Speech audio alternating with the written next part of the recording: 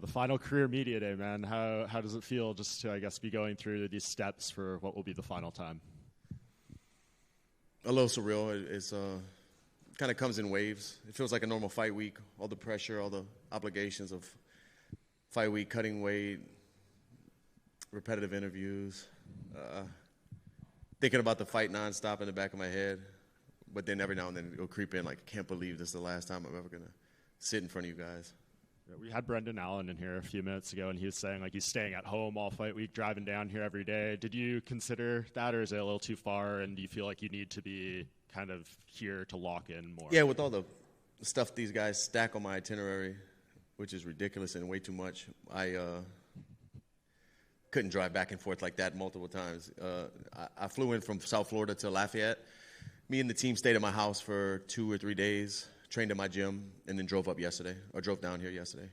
You had the face-off with Max yesterday, iconic location. I guess seeing him now after, some years and sizing him up for the first time, any takeaways from that? That boy's big, man. No. It was just cool feeling, cool moment to do it in a place that me and my family had such great memories. Amazing that it's here in New Orleans and in front of that church. It's just an incredible way to end this thing. Is the plan for Saturday with the walkout and Wayne and everything, is that all finalized? And can you give us some hints of what it might look like? It'll be a little bit of James Brown, a little bit of Wayne. Yeah, Wayne's walking out with me. Sick. So you're sticking with the James Brown team. I mean, I have to, bro. Come on. I have to. I paid the cost to be the boss. So I can't, on my last one, I can't switch it up I can't go that far away from it. I need to hear that. I need to feel that vibe before I fight somebody. Yeah, and last training camp, I know you had said at the start you want to do everything right, like cut out even the little bit of drinking, all that stuff. Now that you're sitting here and all the work is behind you, do you feel like this was what it needed to be for the final fight? Yeah, I did. Not that I didn't check all those boxes in every other training camp. I just really, really focused. I'm 90-something days completely sober, no alcohol, no marijuana. I don't like the diet fad talk, but I've carnivore. Like, I hate tossing around keto, carnivore, stuff like that. But for probably 4 months, 5 months, I've been eating just, I guess, kind of like a carnivore, just meat and berries, little vegetables here and there. And, dude, I'm in the best shape. This is the lightest I've ever shown up to fight week. Incredible. So, yeah, I did everything right. And in there on Saturday, Joe Rogan won't be doing the call, so Daniel Cormier, I think, will be doing that final interview with you. What's, I guess, that going to mean, especially given the Louisiana connection with him? Yeah, closing it out with Rogan would be cool, but also DC, the legend he is, and the Louisiana Sports Hall of Fame he is, just everything he brings is awesome to be able to talk to him when it's all said and done, another Louisiana boy in New Orleans. So it's special. Yeah. And then just in terms of the fight itself, like I know you'd love to go in there and do something spectacular. What are you expecting out of Max? You said he looked pretty big when you saw him yesterday, so a lot of questions around his durability too after being knocked out for the first time. What's this fight going to look like in your mind? Yeah, with the durability talk, it's tough to say. A lot of things play into that, genetics, lifestyle, all kinds of stuff. We'll find out Saturday night if that shot really affected him. That's my goal, is to find out.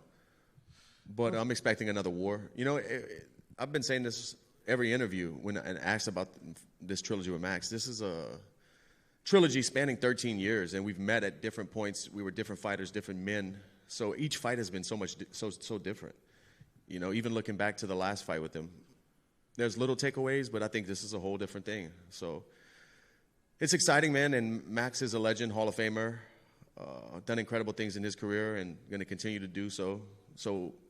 And a good person. So fighting him for the last one, it seems poetic. Me being his debut in the UFC, him being my last fight, everything's happening at the right time. Dustin, we see fighters talk about retirement and saying like, they don't have stuff to fill their days and they miss it. But you're going out on your own terms and picking when you're choosing to retire, right? The sport's not retiring you, as you said. Exactly. So, but on Sunday morning, do you think you'll be happy to be retired? I don't know. I got to go through it before I talk about it. There will be some. I think for sure I can say there'll be some relief of that weight on my back of fighting since I was a kid, always thinking about training, always thinking about my physical condition, what my opponents might be doing, what techniques are new, just not having that constant, I won't even call it a burden, that constant cloud in my head thinking about combat sports. I'm still going to train, I'm still going to stay fit, but I don't have to compete at the highest level. I don't have that hanging over me anymore. And it might be good, it might be bad, maybe I need that hanging over me, I don't know. I got to find out.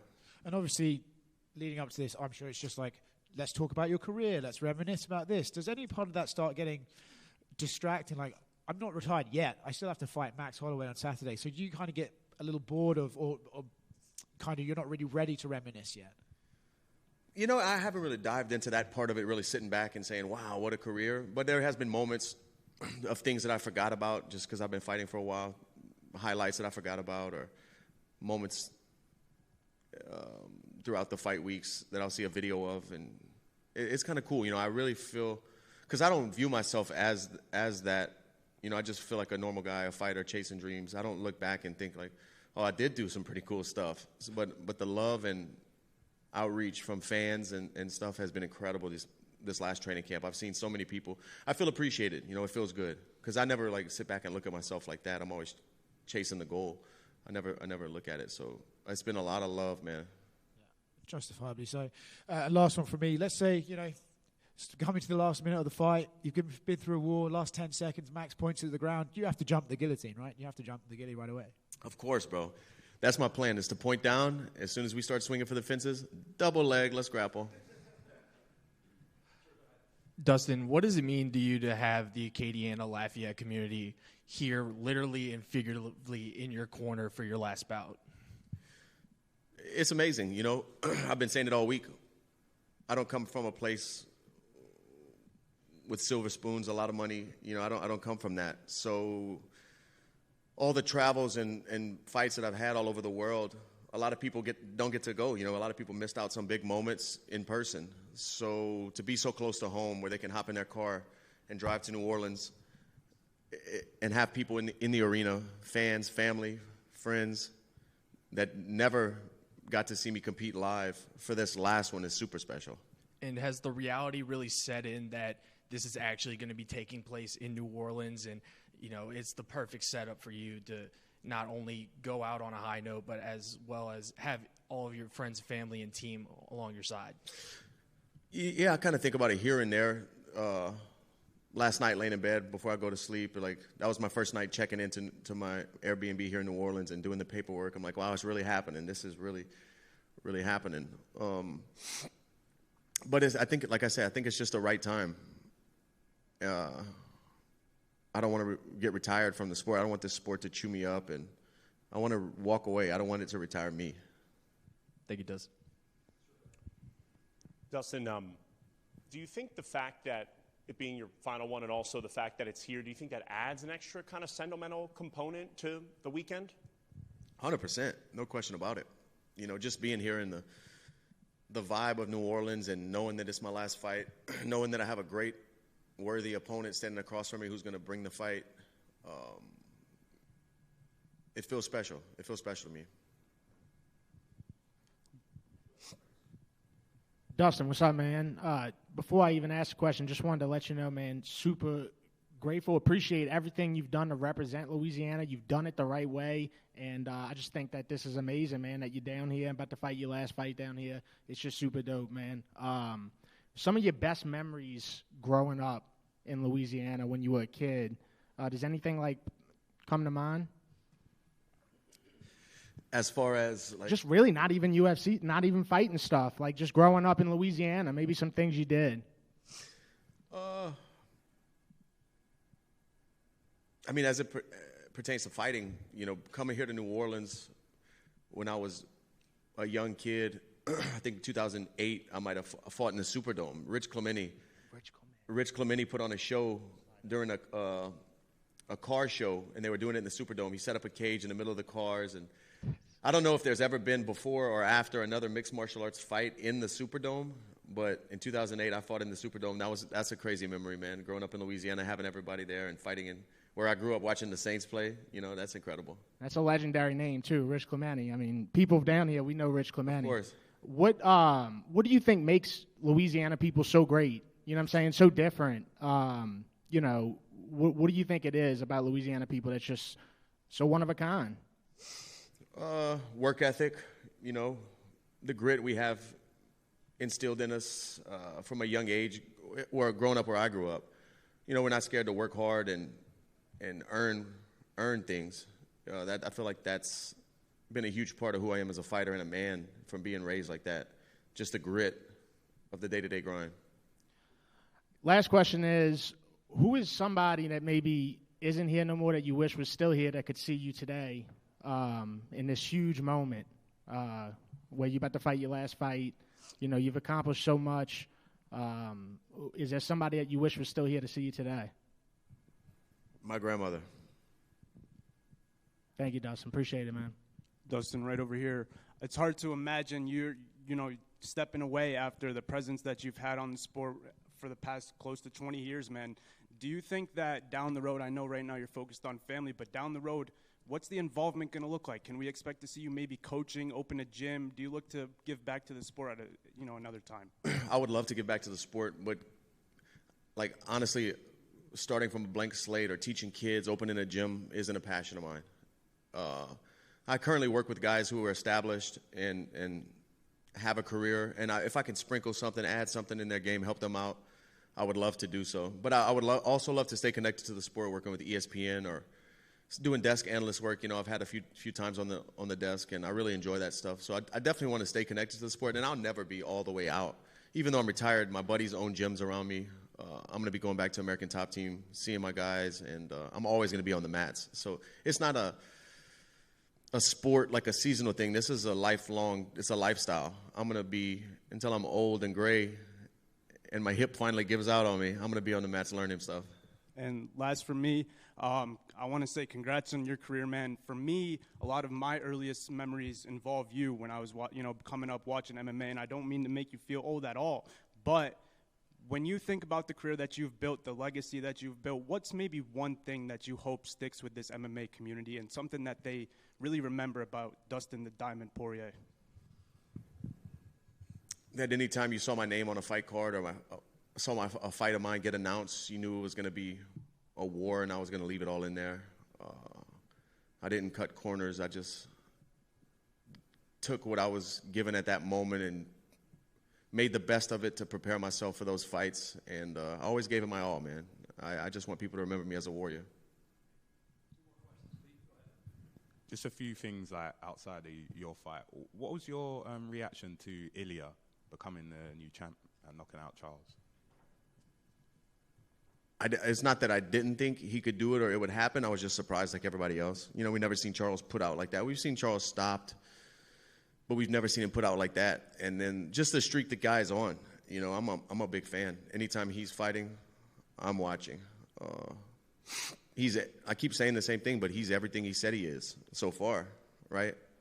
And he's still young. The sky's the limit. So he's him. Who do you think should be next for Ilya? Who should be next for Ilya?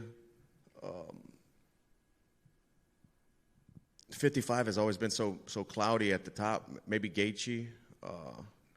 I think him going to 170 to fight Islam, if Islam wins, is a stretch. You know, Islam's big, man. I've never seen Ilya in person, but he seems smaller. I know obviously he can knock anyone out. I do think if they fight, Ilya can knock anybody out from 45 to 170. He has the skills, the power, the technique, and but we've just never seen him in there with somebody that big and somebody with that caliber of wrestling. But I think he should defend the 55 title a few times before that's talked about. We'll see. And speaking of Islam, what's your thoughts on him moving up to welterweight? He's a big guy. I think he's going to fill into that weight. He's a really big 155er. So I think his lifestyle outside of training camp is going to be a little more comfortable, and he'll fill into that weight class no problem. He could be champion there for sure. How do you think he does against JDM? I think the beginning of the fight's going to tell the story, like how well JDM does at getting up, how well JDM does at keeping Islam off of his feet, off of his legs, off of the cage. It's tough to call that because JDM's a big guy, athletic. I'm excited about that. A lot of fun fights in the future. Hi, Dustin. Chantel here. Can you settle the score? Who has better food, 504 or 337? Depends what kind of food we're talking about. Because out here, this is Creole. Gumbo. Out there, 337. 337. You guys put tomato in your gumbo. Hey, Dustin. Devin Johnson here.